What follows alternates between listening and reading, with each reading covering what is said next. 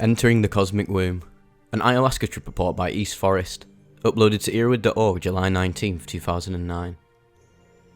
The first time I heard about ayahuasca was in a Rolling Stone article, and it did not paint a pretty picture.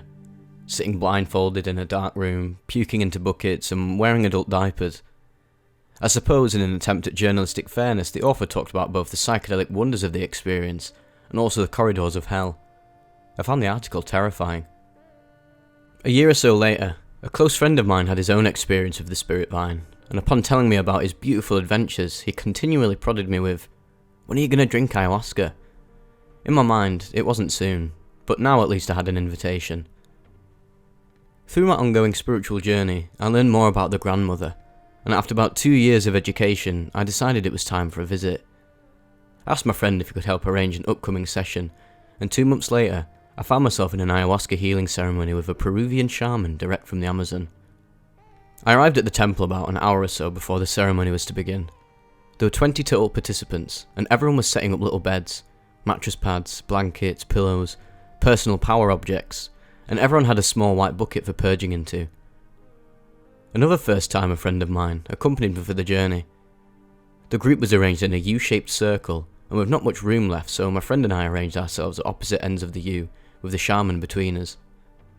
Later, I discovered that my friend and I were the only 2 virgin ayahuasqueros of the group. I found it pleasing that the 2 of us ended up at the opposite anchors of the circle and next to the shaman. The shaman spoke for about 20 or 30 minutes about what we were embarking upon. He blessed the ayahuasca, called in the 4 spirits, and then called us up one by one to receive our dosage. I was the last of the group to get the medicine. I was relatively calm in those final moments, but had plenty of anxiety beforehand. I'd been preparing for this experience for a long time, with a special recommended diet of no salt, no dairy, no refined sugar, no red meat or pork, no alcohol, no sex, no drugs of any kind, and also meditation in both the morning and evening. I knelt down to receive my brew. Knowing it was my first time, the shaman asked me for a translator. "Do you have experience with other psychedelics?" I said yes. "Are you sensitive?" I said no, but haltingly. He poured a dark brown gooey liquid from one container into a thimble-shot glass-like cup. He looked me in the eyes, poured a bit more from a second container, looked me in the eyes, and then poured a bit back into the container. I felt he was sensing some kind of innocence, and I trusted his dosing completely. I drank the goo, which tasted like battery acid mixed with echinacea extract. I thanked him and sat down on my mat. We sat in silence for about 30 minutes. I was not feeling any effects beside intense anticipation. The sun had now receded, and total darkness descended upon the room. I breathed and closed my eyes, and after 30 or 40 minutes, it had begun. I started to see geometric-like patterns. Something was happening. I heard someone purge. It was my friend. Oh no, is he okay? Here we go, I thought. The shaman began shaking a rattle and singing. The visuals rapidly increased into a multicoloured, fractal, ever-changing Tron-like laser light show moving at hyperspeed. It was amazing, but fast.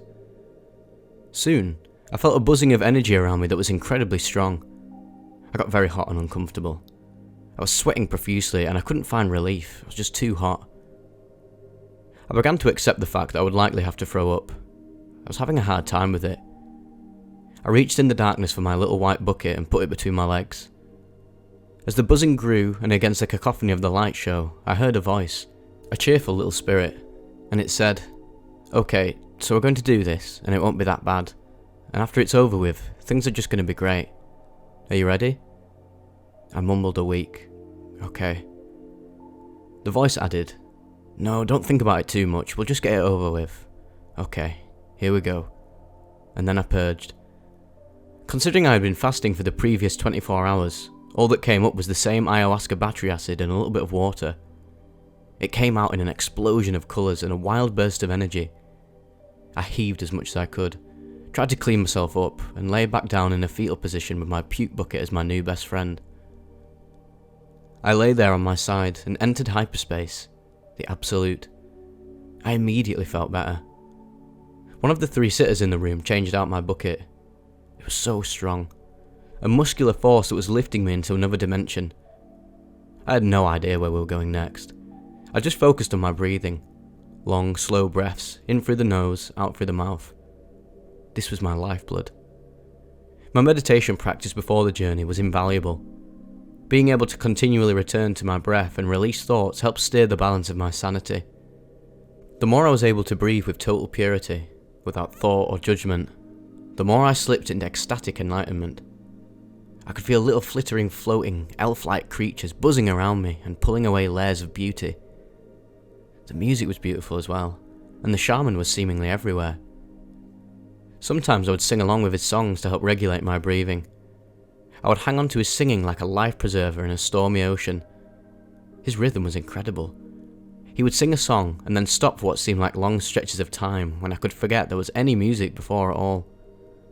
And in the pauses, there was total silence as we gently rocked in a womb of absolute being.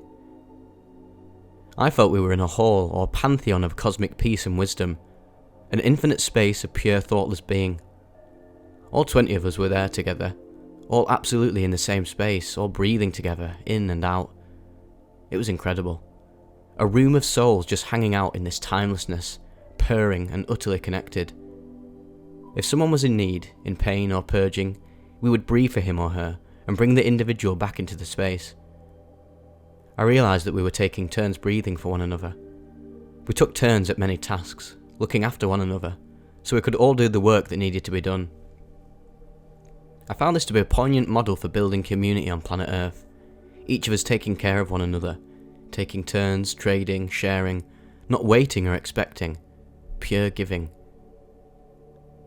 Throughout the ceremony, my mind, my ego, was a masterful, clever fellow. I saw my mind as a separate sentient being with 31 years of experience, and it would use unbelievable complex tricks to grab my attention. Anytime I found myself thinking and falling down an uncomfortable void of anxiety, I would, as in meditation, return to the breath, in and out, and almost instantly the bliss returned. The cosmic knowledge returned. This is the lesson. This is your being. The never-ending back and forth from our minds to our body, from our ego to our souls, from our thoughts to our breath. It's an endless lesson in forgiveness. I was learning how to let go and surrender to what is, to the moment, absent of any punishment or perceived outcome. I felt profound forgiveness. I felt a lifetime of judgment and guilt for all my perceived shortcomings and apparent failures disintegrate into one breath. The simplicity ushered absolute peace. Just one breath, and it was all gone. At one point, I felt the voice return and it said, "Do you want to know what enlightenment is?" "Yes," I replied. I took another slow, deep, thoughtless breath and understood it in pure manifestation. "There it is. It's as simple as that," replied the voice. "And it's with you at every moment. It's all inside us. Enlightenment is as simple as letting go of your mind, letting go of attachment to yourself, to outcomes, to just letting go to the way things are. But the realization wasn't a rejection of my ego. Instead, it's about embracing the false duality of our existence with compassion." The songs continued. The journey pressed on. Sometimes other people offered music. Much of it was transcendent. Antique guitars, chimes, solo voices, flutes, and myself with a drum. Throughout the ceremony, I sometimes wondered how long it had been, or how much longer it would continue, but such thoughts only brought discomfort, and I found them to be yet another trick of the mind. The shaman came over to me. At one point he put his hand on my head and whispered into my ear, "How are you?" "I'm listening to you. I'm here. I'm listening," I whispered. He blew something around me and under my shirt, and I felt as if gold rain was washing away all my fears, all menacing spirits, and I melted into surrender with bottomless gratitude. The absence of validation and judgment, with the embracing of total surrender and forgiveness for the self and others, many times being the same thing, was a critical lesson. I felt this was the ticket to the highway of eternity. Forgive myself, let go and breathe, in and out.